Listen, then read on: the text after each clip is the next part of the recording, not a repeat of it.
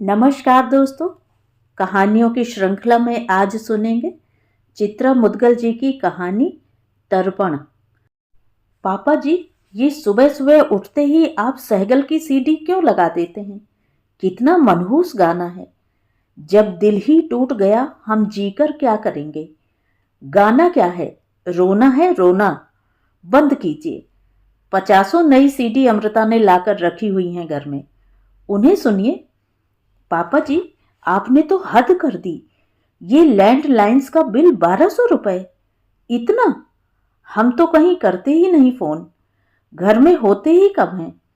दफ्तर से खटखटाकर रात सोने भर के लिए तो घर आते हैं। हमारे रहते किसी का फोन आ गया तो उठा भर लेते हैं।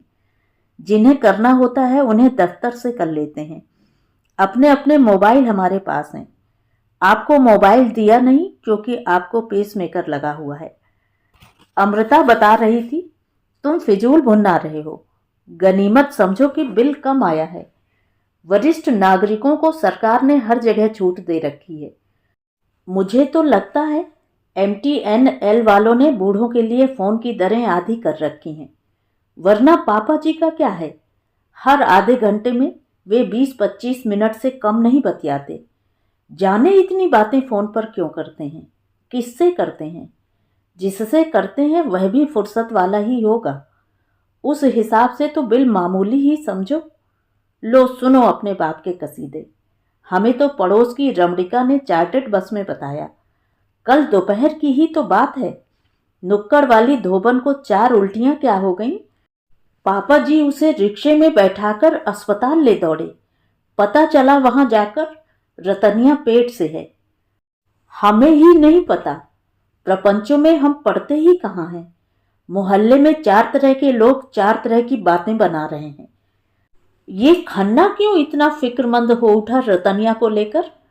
अब मैं किस किस को जाकर सफाई दूं कि पापा जी 85 पार कर रहे हैं। पापा जी, यह क्या तमाशा है। दफ्तर जाने की मारामारी के बावजूद सुबह में पानी की बोतलें भरकर लाइन से फ्रिज में लगाकर जाती हूँ।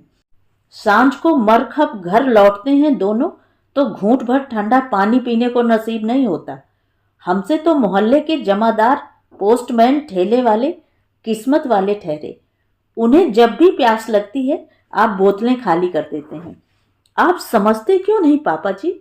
परोपकार के वो जमाने लद गए। घर के सामने जब लोग पानी के मटके रखवा दिया करते थे गर्मियों में, प्याऊ बनवा दिया करते थे रास्तों पर। नमकीन पिछले हफ्ते ही तो घर में आई थी पापा जी। हमने तो टूंगा ही नहीं। इतनी जल्दी खत्म भी हो गया। थके हारे घर लौटकर एक पैग लेने की सोचो तो नमक चाटकर स्कॉच का घूंट भरो। जानते नहीं यहां से बाजार कितनी दूर है। वैसे तो आप कहते रहते हैं बीकानेरी भुजिया आपके दांतों से चपती नहीं। फिर किनकी खातिरदारी में नमकीन की भरनियां उलीचते रहते हैं आप।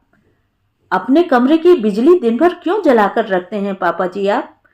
पिछले साल ही तो मोतियाबिंद का ऑपरेशन हुआ था आपका। आपने ही कहा था ऑपरेशन ठीक ठाक हो गया, संतुष्ट हैं आप। अब आपको आंखों से ठीक से दिखाई देता है, बल्कि साधारण रोशनी में भी आराम से पढ़ लेते हैं आप। कल शाम चार्टर्ड से उतरकर गेट से जैसे ही दाखिल हुए घर में बरामदे की बत्ती को जलते हुए पाया। जाने कब से जली छोड़ रखी होगी आपने। क्यों ऑन की? दिन तो बड़े होते हैं आजकल। पापा जी, इस महंगाई में बिजली की फिजूल खर्ची कैसे बर्दाश्त करें बताइए। घर में साग सब्जी ले आने भर से घर का खर्चा नहीं चलता पापा जी। सैकड़ों खर्चे हैं, किस किस को गिनाएं। पेंशन तो आपकी अपनी दवा दारू में खर्च हो जाती है। बाकी सारा खर्च तो हम पर पड़ता है। चलो माना पेंशन कम है, तनख्वाह जो कम थी, मगर तब क्या हुआ आपको पापा जी। 6th पे कमीशन का बढ़ा हुआ हिसाब किताब हाथ आते ही फौरन लपक लिए आप पटियाला, बेटी की मुट्ठी गरम करने। समझी, स्वाभाविक है, पैरवी की फीस भरनी जरूरी जो ठहरी। यह क्या किया आपने पापा जी? बैठक में मम्मी जी की तस्वीर टांग दी। मम्मी जी की तस्वीर कोई सैयद हैदर रजा की पेंटिंग है क्या? कितनी भद्दी लग रही है दीवार। सोचा था कि 60-70 हजार जोड़ लूंगी तो रजा की एक पेंटिंग खरीद कर लाकर यहाँ टांग दूंगी। न होगा तो उनकी किसी पेंटिंग का पोस्टर ही खरीद कर मढ़वा लूंगी। लग जाएंगे 4 चांद बैठक की कलात्मकता में। ईर्ष्या करेंगे अड़ोसी पड़ोसी। उनके घर की दीवार पर रजा की पेंटिंग सजी हुई है। सच तो यह है पापा जी, जोड़ गांठ कर बंगला बनवा लेने भर से कोई बंगले वाला नहीं हो जाता। बंगले में रहने के लिए बंगले वालों जैसी औकात भी होनी चाहिए। औकात तो वही है जहां बैठकर चाय पी, कुर्सी के नीचे कप प्लेट सरका दी। मक्खियां भिनकती हैं तो भिनकती रहें, क्या फर्क पड़ता है। फिर सुधरने में क्या सुख जो पसरने में मिलता है। माना संपत्ति कर में वरिष्ठ नागरिकों को भारी छूट मिलती है। तर्क सही है आपका पापा जी, सही सोचते हैं आप। पैसे हमारे बचते हैं और हमें बचाने ही चाहिए।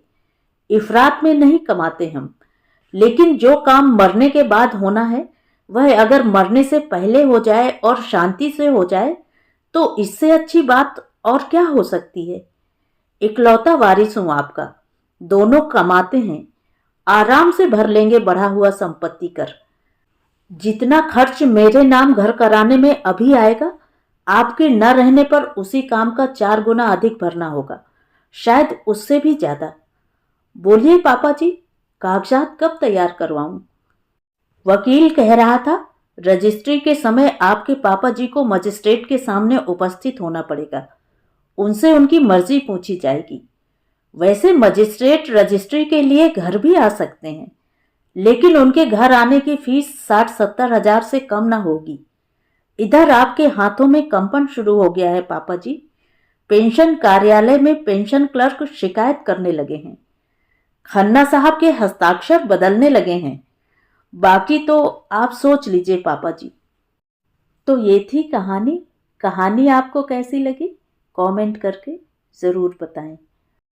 और अगर मेरे द्वारा सुनाई हुई कहानियाँ आपको अच्छी लगती हैं तो मेरे चैनल को सब्सक्राइब ज़रूर करें, लाइक करें और अपने दोस्तों और परिचितों में शेयर भी करें। धन्यवाद।